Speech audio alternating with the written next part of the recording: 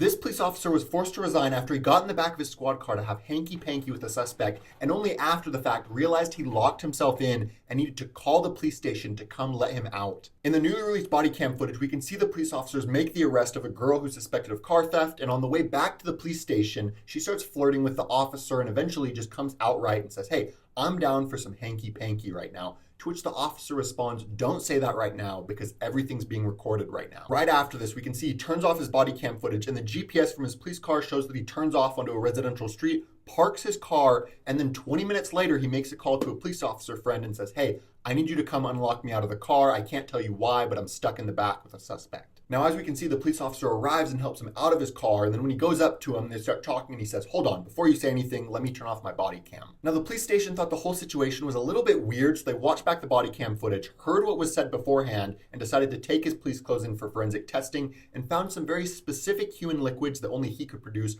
on his belt, proving that something had happened. Now, the police officer resigned immediately following this so that the investigation couldn't go forward, and he claims that he just knocked his camera off as he was getting out of the car and simply got in the back to check on her, but nothing happened. And I think one of the stupidest parts of this whole thing is it sounds like he's going to face no repercussions, and it makes me think that police officers should never be allowed to turn off their own body cams. But that's my opinion. What do y'all think?